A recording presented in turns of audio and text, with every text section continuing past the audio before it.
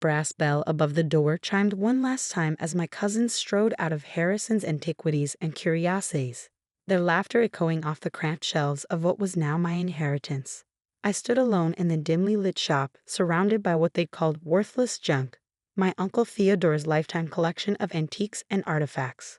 "Have fun with your pile of dusts, Sophie," Jennifer's voice carried through the door. "While you're cleaning, we'll be renovating the mansion."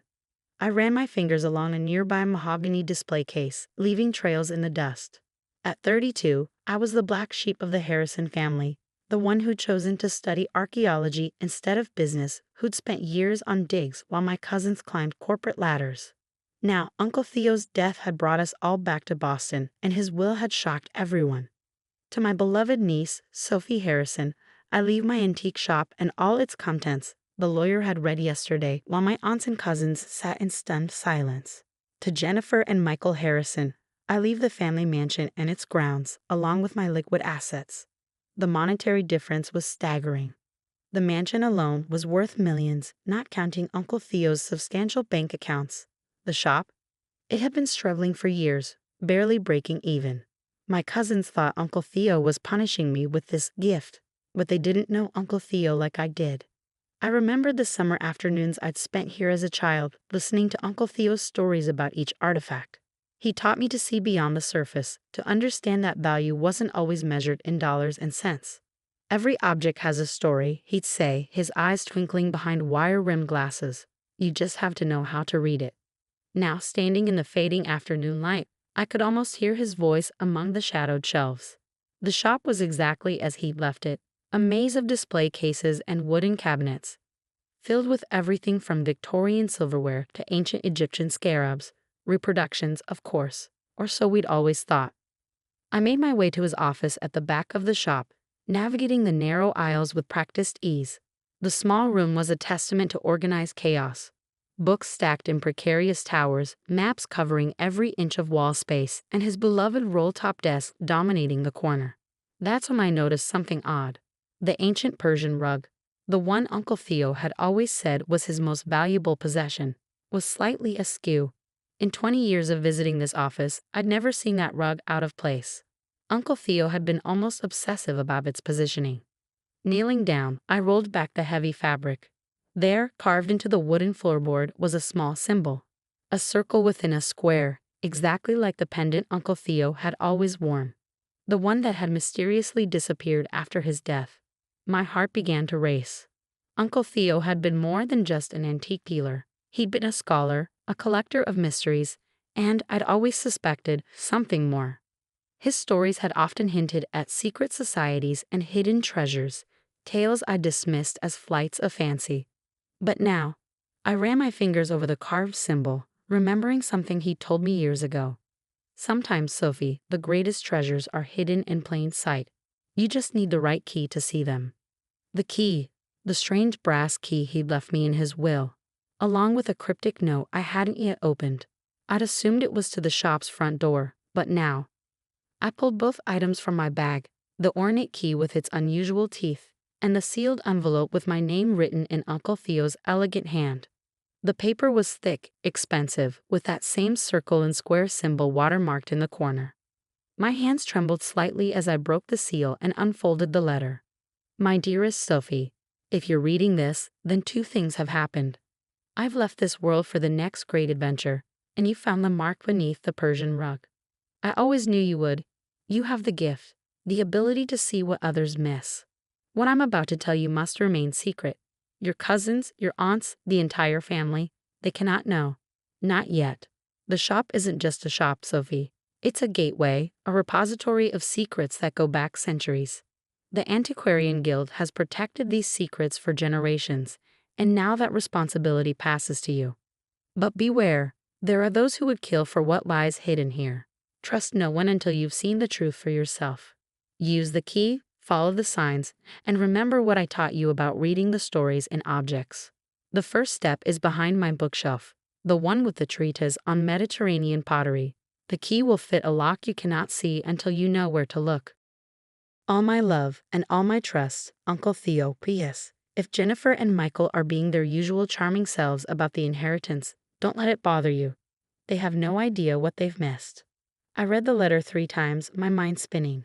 The Antiquarian Guild, hidden secrets. It sounded impossible, like something from a movie. But Uncle Theo had never been one for practical jokes, and that symbol. Standing up, I moved to the bookshelf he'd mentioned. It looked ordinary enough, old volumes on pottery, archaeology, and art history. But when I ran my fingers along the edges, I felt something. A slight irregularity in the wooden frame, right at eye level. Looking closer, I noticed tiny marks carved into the wood, so faint they were nearly invisible. They formed a pattern similar to the one on the floor, but more complex. In the center was a small depression that looked like. My hands shaking, I inserted the brass key. It fit perfectly. But before I could turn it, I heard voices outside the shop. Loud, angry voices.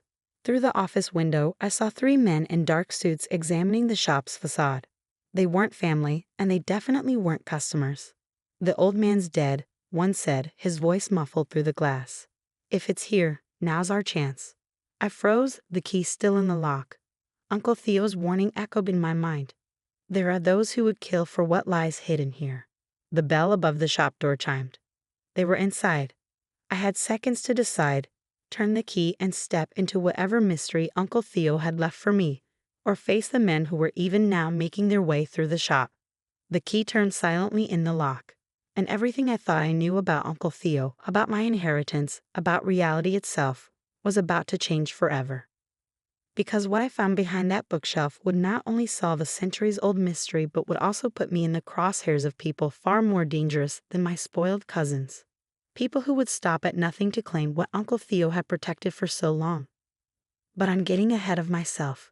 To understand what happened next, you need to know about the summer I turned 12, when Uncle Theo first showed me the secret language of symbols hidden in everyday objects. When he first hinted at the true purpose of his little antique shop. And most importantly, you need to know about the ancient society that had been watching our family for generations, waiting for someone like me to finally unlock the truth. The bookshelf swung silently inward, revealing a narrow passage that shouldn't have existed in a building I thought I knew by heart. Behind me, heavy footsteps approached the office. I slipped through the opening, pulling the shelf closed just as shadows appeared under the office door. The passage was pitch black for a moment before soft lights activated along the floor, revealing a metal staircase descending into the earth.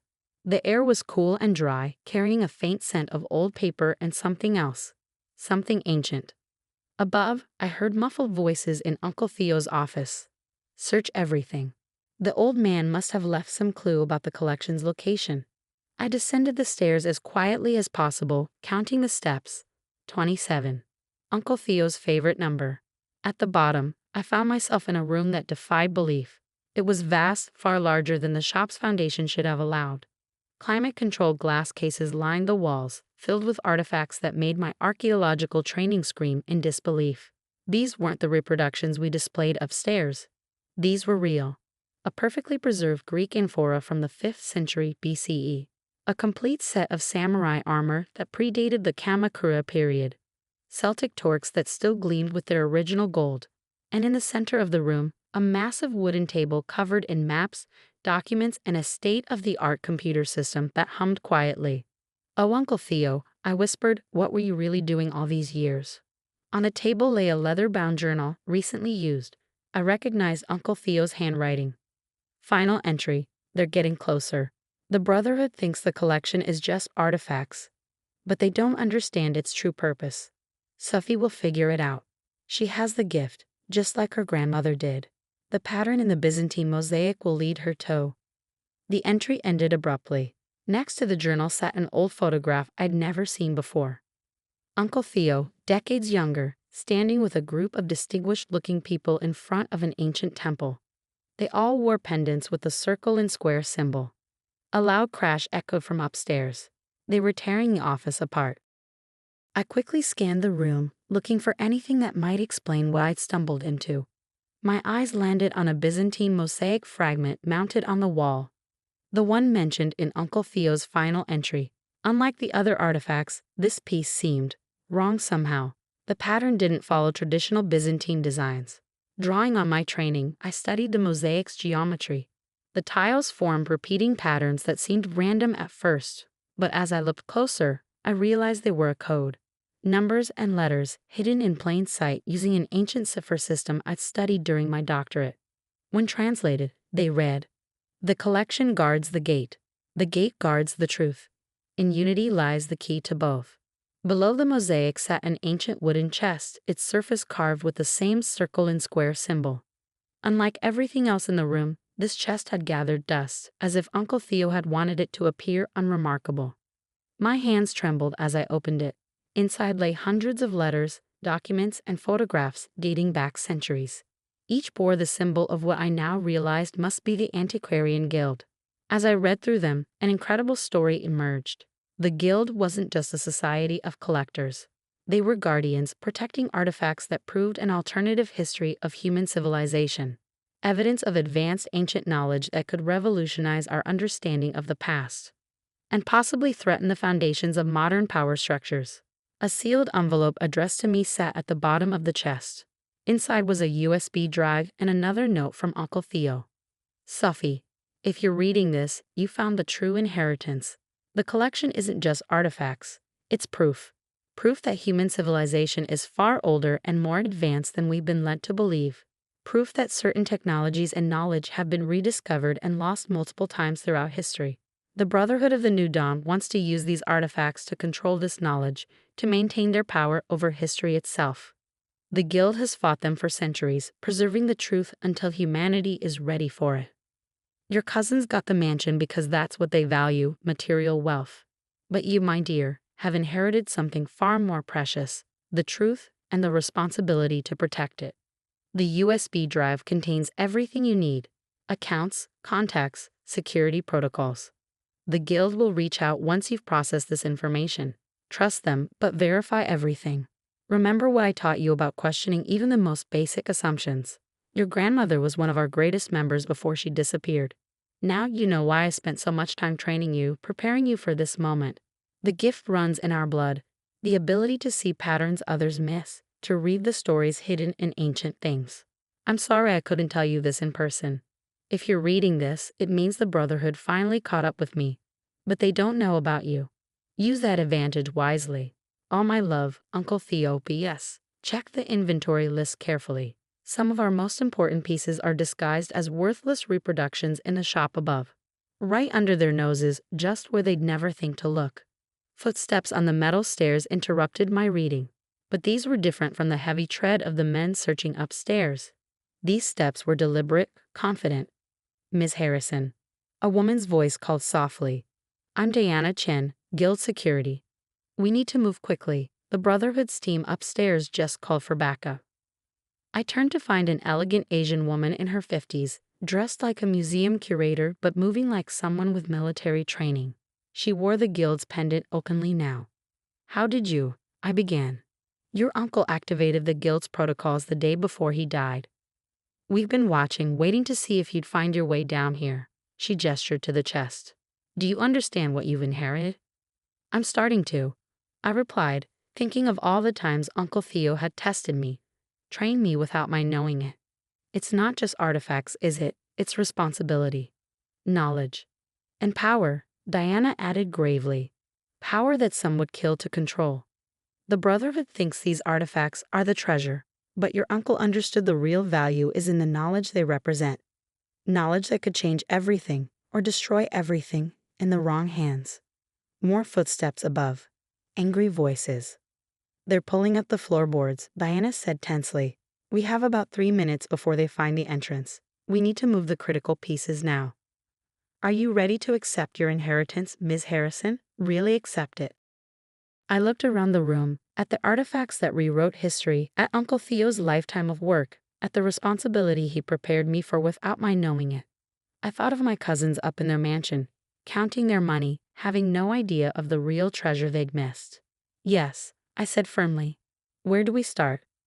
The next hour was a blur of activity as Diana's team evacuated key pieces through a secondary tunnel I'd never known existed. I memorized security protocols, passwords, and contact procedures. The Brotherhood found the entrance eventually, but by then we'd vanished with the most important items, leaving them with a room full of convincing duplicates. Hours later, in a secure guild facility, Diana finished briefing me on my new reality. Your uncle was one of our best, she said. He identified you as his successor years ago, but we had to be sure. Finding your way down there, decoding the mosaic, that was your final test. And if I failed? The Brotherhood would have found an empty room, and you would have inherited exactly what they think you did. A struggling antique shop. She smiled. But you didn't fail. Welcome to the guild, Ms. Harrison. That was 6 months ago. The shop still stands, still selling reproductions to unsuspecting customers. My cousins still laugh about my worthless inheritance at family gatherings. Let them laugh. Because now I know the truth. About Uncle Theo, about our family's legacy, about history itself. Every day, I learn more from the collection, unlocking secrets hidden in plain sight. The Brotherhood is still searching, of course. They always will be, but they're looking in the wrong places, just as they always have. Because the real treasures aren't in secret rooms or hidden vaults. They're scattered throughout the shop above, disguised as worthless trinkets, telling their stories to anyone who knows how to read them. Uncle Theo taught me well. Value isn't always what it seems. Sometimes the greatest treasures are the ones others overlook. And sometimes, the most important inheritance isn't what you get, it's what you become. Last week, a young girl visited the shop with her parents. While they browsed the expensive items in the front, she lingered by a dusty shelf of reproductions, studying their patterns with unusual intensity. I watched her trace the hidden symbols none of her family could see, and I smiled. Uncle Theo would have liked her. In a few years, once she's ready, I'll start